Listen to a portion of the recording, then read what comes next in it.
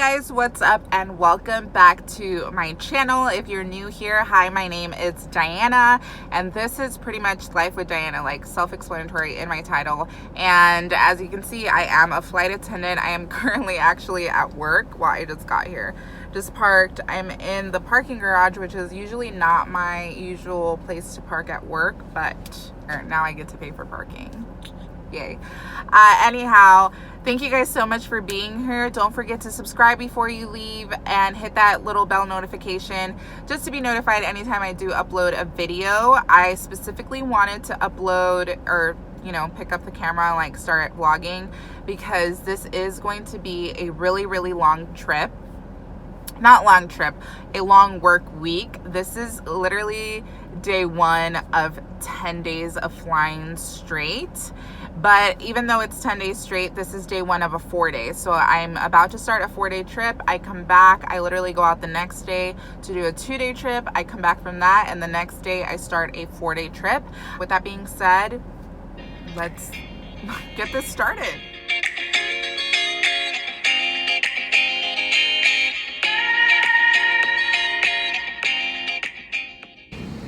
So I'm finally on the airplane, as you guys can tell, and I ended up switching with the number 3 because our number 1 is allergic to our old uniform, and since I am wearing the blue uniform, she thought that it'd be best if I sit up there. So that's why I'm at door 2 instead of the back. Which, I mean, honestly, it's not a big deal. Like, what am I gonna do? Let her have an allergic reaction? But I really was looking forward to being number 2 because you have like literally your own little home, and here I'm just like a floater. So with that being said, I'll see you guys when we get to Chicago. It's the next day. I clearly just went straight to bed when we got back. We were super delayed, and then when we got here, like, we were waiting for the shuttle for like a good 30 minutes, and every minute counts, especially when it was supposed to be a scheduled like 12-hour layover and it was like 9 hours, which kind of sucks because if you really take into consideration, it takes you like an hour to go to sleep, and then I have to wake up like an hour and a half earlier to get ready, so it's like you're really not even sleeping. And then we had, it's a whole nother story, but we had issues on the airplane. We had a delay of almost 3 hours to begin with because our airplane was late, and then once we were boarding, we had an intoxicated passenger, so we had to like unfortunately kick her out. And then we had like an oversizing issue with people complaining that other people were too big and they didn't want to sit with them. So I'm going early. Everybody else is taking the 1 p.m. flight. I'm taking the 12:30 flight because I need coffee. And like my crew members were all like, "Are you serious? You need coffee?" And I'm like, "Yeah, we're about to have a long ass freaking day." Because we actually are. We're gonna go Chicago, Denver, Denver, Chicago, Chicago, Austin, and like literally no time in between. So let's go get my coffee.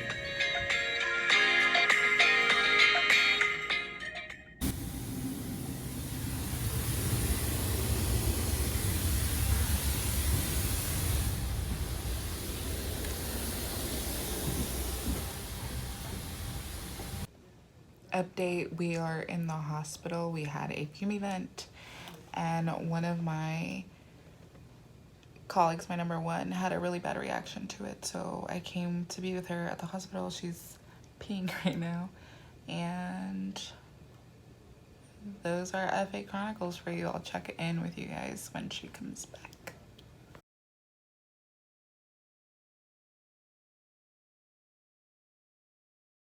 Clearly, I'm back in my hotel room. I've been here, it's 11 in the morning, and I got to my hotel room at about 3:30 in the morning from the hospital. As you can tell, we did go to the hospital yesterday, and it was due to a Fume event. And to better describe it and to just simply put it out there, it's like a toxin situation of chemicals and inhaling them and just getting exposed to them.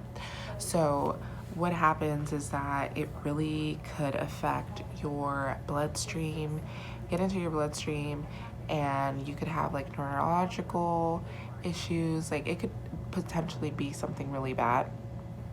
And so we were starting our last flight, because we had a long day yesterday. We were here in Chicago. We did Chicago, Denver, Denver to Chicago, and then we were going to Tucson. Well, we ended up getting delayed a little bit in Tucson due to ground stops because of weather. And what ended up happening from there is that as soon as we got on the aircraft, we immediately started smelling a really strong odor. In my head personally, I was just like, oh, it smells really bad, but maybe it's just me. And I can't like really smell good right now because I'm still having issues with my sinus. So, I didn't think anything of it. And then my number one is like, oh my God, what is that smell? It smells so bad. Like, Diana, does that smell familiar? And I was just like, what do you mean? And then she's like, does it smell familiar? And I was like, oh my God, you're talking about my Fume event that I had, I had one in April. And I was like, you know what, it does. And I was like, the only reason why I can't say it like with strong confidence is because my sinus is still affected. And so she right away, she carries a pocket, like a mask with her to put over her nose and mouth, and she put it on right away because she's like, we need to protect ourselves, like if this is something, like that's how serious it is. Like people don't think that it's serious until it like happens to you. And so she put it on right away and she stepped off of the aircraft. She told the captain, hey, what's that smell? The captain's like, oh, I think it was just from outside, like when they opened the door, because it just started smelling now or something like that. And so I ended up asking my number 2 and my 3, and we're like, do you smell that? And they're like, yes, like it's burning my eyes. Like, so there were signs, there were signs that something was going on and that it's affecting people. And so we all believed my number 1. We believed that she didn't feel good. She didn't feel good to the point that she got off of the aircraft. She called up to the gate and said, we're not boarding. There's a really bad smell on the airplane. And we had a passenger who followed us down to pre-board, and she even smelled it. But she's like, oh, that's not a regular plane smell. Like, I don't know what it is. Like, it smells like chemical. And so it's like, she even said that. So for me, it's like, okay, other people are complaining. The captain even said it, but like they were doing nothing about it. And so we ended up saying like, no, it smells really strong. Like, what if it's something like we don't want to play with it? And she ended up, so they said maintenance was coming, and they said that that a supervisor was coming because we needed a supervisor. 20 minutes passed. No one's there to be found, and it got so bad that my number 1 went from the airplane to getting off to the jet bridge because she didn't feel good, to the jet bridge going upstairs because that's how bad she felt. And then she found a place behind the podium, and while we were discussing of like, okay, what are we gonna do? Are we gonna stick together? Like, we need to make sure we support her if she feels bad. To me going up to check on her, and she's behind the podium on the floor because she does not feel good. She feels really, really dizzy. And so it just blew my mind, and I was honestly so very disappointed the way that the gate agents handle it. The only thing that I appreciate are when the supervisors finally got there, because I had my number 1 on the floor, and I was the one really communicating with her, trying to calm her down. And obviously Susan and Jennifer were all really nice too, just making sure like, hey, we're okay. Like, she needs someone to get, like, they were just as furious as me. But what made me more upset is to have the gate agent that was working the flight see her on the floor, and she's like, so if we get you a new plane, like, are you gonna go? Literally like that, are you gonna go? Or are we canceling? Like, I need to know. And I was really pissed off at that point. And I was like, do you think we were not working? Like, we weren't just hanging out, we were working. We were working the flight in. We rushed over here because we need our rest. We're not trying to play around with our rest getting reduced again tonight. And she's like, oh, I know. She's like, they just don't know. They're not gonna understand. And I said, okay, but she's right here. Like, where is the supervisor? Where is paramedics? And even that girl was like, oh, well, the supervisor's on its way already. That's what she told me. And so I go back to Sunny. She's really not doing good. And I even asked her, like, do you want me to bring you some oxygen? And she said yes. Like, she could barely talk.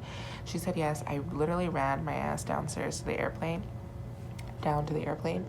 And then I got the oxygen from there that we have for our medical equipment. And I came back and I put it on her. I hooked her up to it.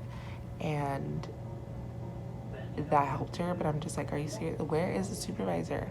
And then the captain comes upstairs and he's talking to the gate agents, takes the gate agents to the jet bridge, and we're all up here trying to help her out because it has been like 35 minutes. Not one person has checked on her aside of me and my crew members. Not one person, not even the gate agents talking to her, nothing. And so finally, it frustrated me that the captain took the gate agents down there. I get it, to not make a scene, but they were like cracking up, and I was knocking on the door because I was like, where are the paramedics? Like, she's on oxygen now. Like, where are they? Like, and I could tell you, and honestly, like, I hope I'm wrong, but I could tell you that they didn't even call them until it got really serious. Like, that's how bad it was. And so my thing is that no one was taking her serious, and that was what was infuriating to me. And then finally, like maybe 40 minutes later, a supervisor for gate agents came. And the only thing that bothered me about her is that I'm just like, okay, she's right here. And then she's like, I have to go talk to the pilots. And I'm like, what if she's fucking dying? Like, seriously. She didn't, thankfully, she's okay. But I'm just like, you have no idea how these things affect people. Like, I was so disappointed.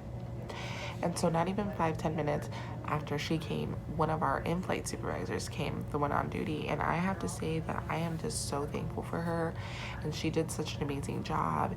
And when I told her, no, she's right here, she U-turned and started talking to her. So at that point, we did go downstairs, down to the plane to see what was going on, because at that point, I felt like, okay, she was talking to her, she's gonna get her information, let me go get her stuff because she wanted her stuff. And so they're like, okay, like, what are you guys gonna do? Like, do you guys feel affected? And we're like, no, we did have symptoms, but we're good to go. Our frustration is that nobody's taking her serious. And so we ended up telling her that we're good to go, like, as long as she's getting taken care of. And like within us talking to the gate agent, the paramedics finally showed up. And again, this was like 45 minutes after the incident, and so the paramedics got there and they were checking her. So then we really felt like, okay, we could sit here and discuss. She's getting taken care of now, so yes, we are good to go. And the thing is that we're not trying to freaking stay and make our layover like freaking 8 hours again. Like, we're trying to go. And so what we ended up doing is like, okay, yeah, we'll go like call another standby from upstairs, because we usually have standbys ready at the airport in case of things like this. And so what we ended up doing is we said, okay, we're willing to go.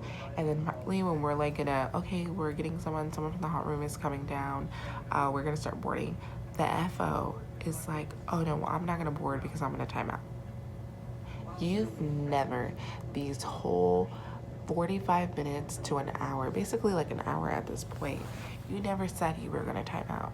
You never made it an emergency, like, hey guys, I need to know, what are we doing because I'm gonna time out? Nothing. And then obviously the supervisor was like, okay, well, are you willing to extend or whatever? He said no.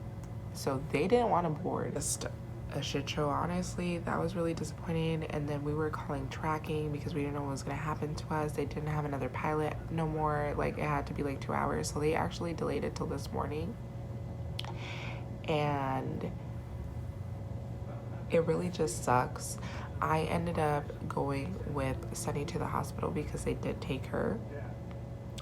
They did give her, do some blood work again for carbon monoxide and chemicals, and then she did get some medication for her dizziness. They did give her a prescription.